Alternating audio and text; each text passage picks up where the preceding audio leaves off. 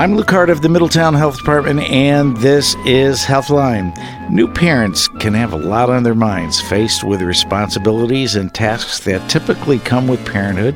Some parents can feel overwhelmed, especially when it comes to important things such as car seat selection, installation, and proper usage. But fear not, Luis Rivera is here to explain how to choose a safe car seat, have it properly installed, and when it should be replaced. Welcome to Healthline. Our guest today is Luis Rivera. It's been a while, but Luis, welcome back to the program. Oh, thank you for inviting me. And Mr. Rivera is the coordinator of the Safe Kids Connecticut program, and we're here to talk about and give an update on passenger safety, particular childhood passenger safety. Correct. And as I said, that often new parents a little hesitant or apprehensive about how to select a good car seat, a safe car seat. Explain the process. What should new parents be looking for? This is their first child, perhaps. Maybe not. Maybe it's a second child. But what should they be looking for in a car seat? Yeah, it could be a little daunting, like in selecting a car seat for the first time for your child, or even if your children are like a large age in between children. So if you have to go back and get a car seat, it might be a little bit challenging. So the most important thing that we need to remember is Connecticut state law regarding car seats. So remembering that we have to keep our children rear-facing until 2 years and 30 pounds by Connecticut state law.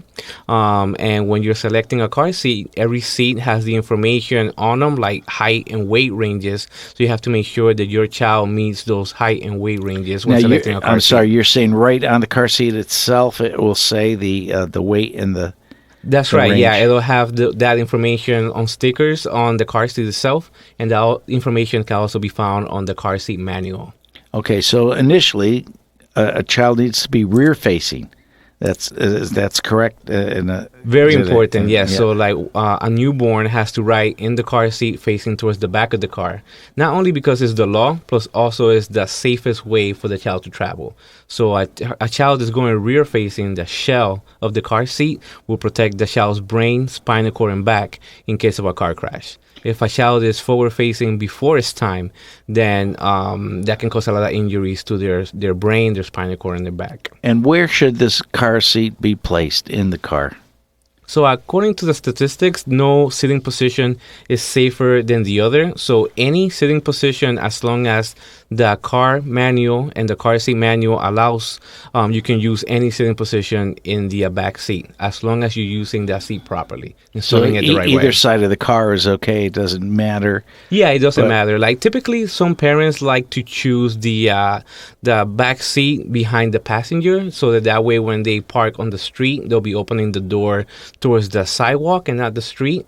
So just it makes it a little bit safer. So and typically, like for moms that have recently gave birth, they don't want to put the child all the way in the middle seat to have to reach to grab the child. So if they have them behind the passenger seat, it's kind of like easier for mom to get the child out, and also a little bit safer because they're taking out the child out from the sidewalk instead of on the street. What do you do when you have more than one child? Does that make a difference in the placement of the seats or anything like that? Yeah, so it's a lot to consider once you have multiple children. So you also want to make sure that the smaller child is towards the passenger side, behind the passenger rear passenger side, to keep the child there, so it could be easier for you to take them out.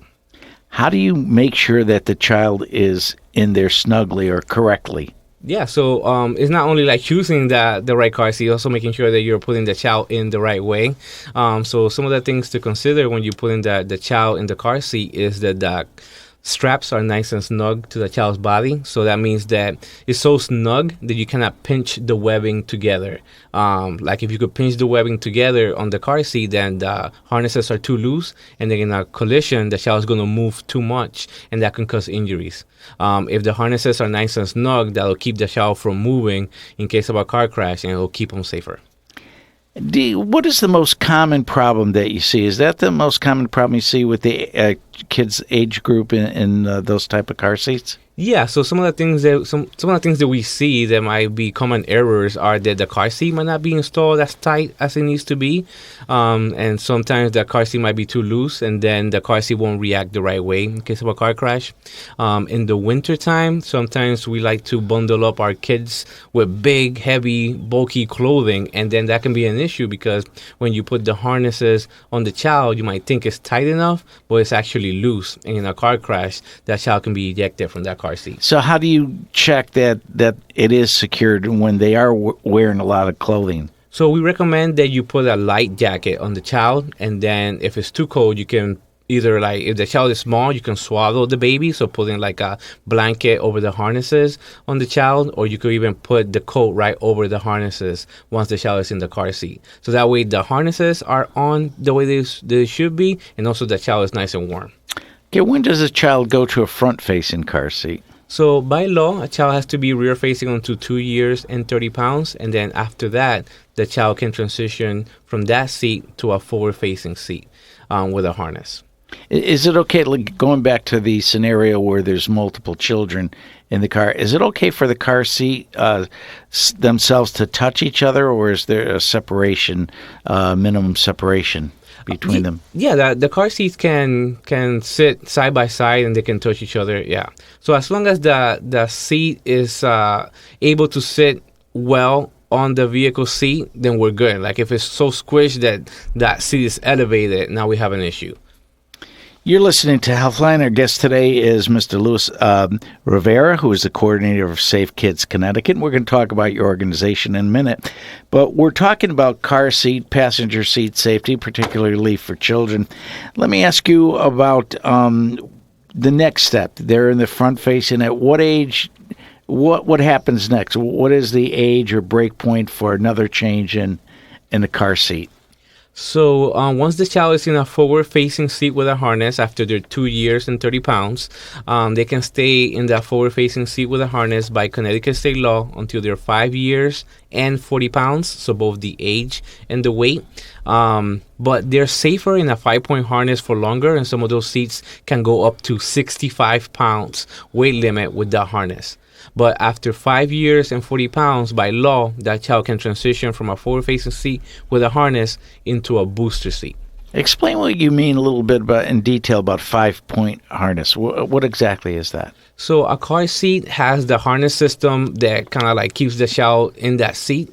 And the 5-point harness means the straps touch the child in 5 points. So 2 points are the 2 shoulders.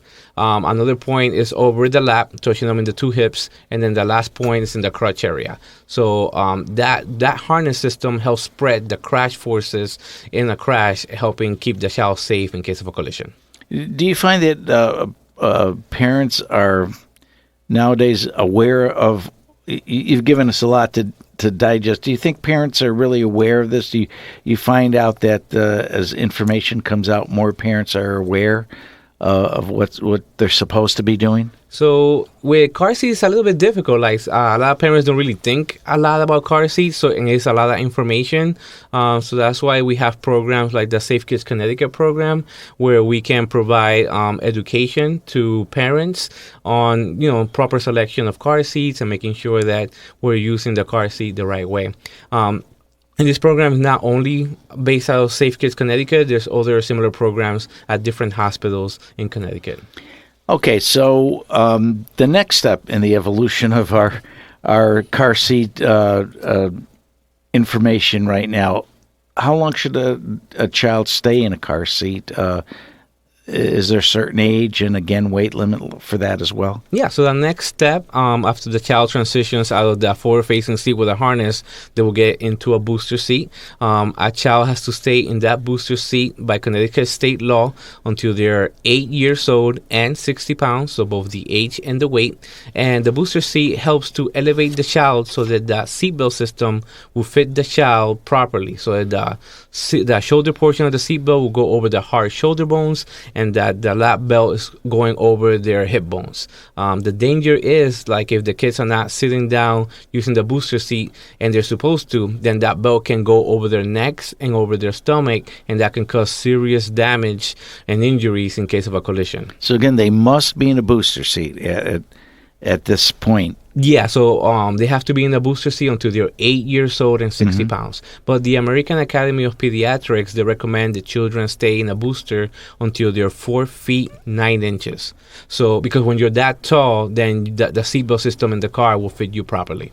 Like a car seat, is there anything in particular that parents should be looking for in a booster seat? So it's very important that you always read the manual to make sure you're using the booster seat correctly. But one of the major misuses with booster seats is that if once the seat is not in use, you must strap it down. So like if the kid is not sitting in the booster seat, make sure that you buckle that seat in place.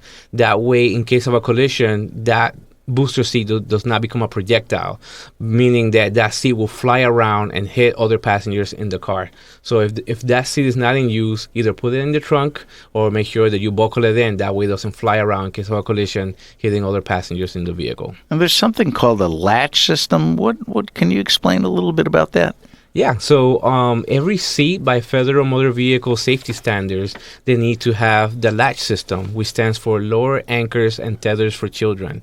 So basically what that means is that every car seat is going to have hooks on them that helps you to install the car seat in cars that were manufactured after 2002.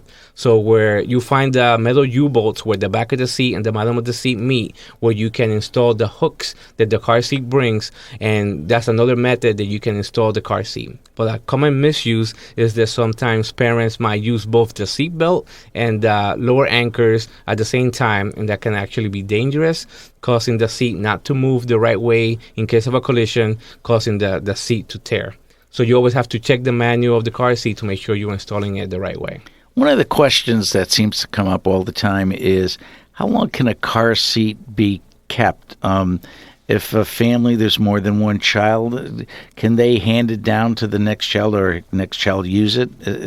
So that's a great question. So car seats have expirations. So a car seat, most of them by rule of thumb, after 6 years, they are no longer safe to use. But some all-in-one car seats that are supposed to last you a little bit longer have a 10-year of life. So they expire after 10 years. So you always check the manual, and it'll tell you what's the expiration date for that specific car seat. The manual is always the key. How about if somebody was in a car crash? Can a car seat be kept after something like that happens? Yeah, so car seats, after they have been involved in a severe enough car crash, and by severe I mean that you cannot drive off of the car crash scene or that the airbags deploy.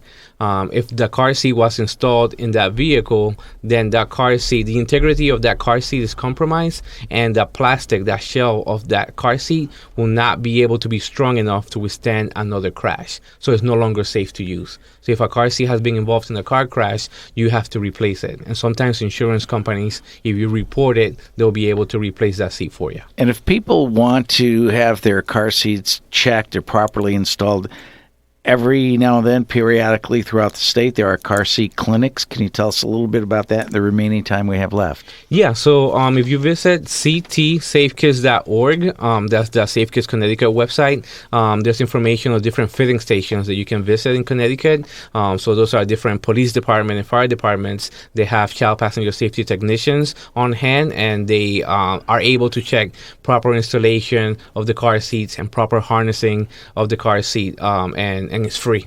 So it's a service to the community. So again, like if you visit our website, ctsafekids.org, there's a listing of the different filling stations in different areas in Connecticut that you can visit. And these are certified technicians that are inspecting the car seats? Yeah, so it's a certified child safety technicians that have gone through 4-day training, 8 hours, learning all the ins and outs about car seats, and they'll be able to give you very valuable information about how to use the seat properly. Luis Rivera, we appreciate you coming back to Healthline and joining us today. Healthline is produced by the Community Health Education section of the Middletown Health Department, which is solely responsible for its content. Please join us next month again at this time for another edition of Healthline.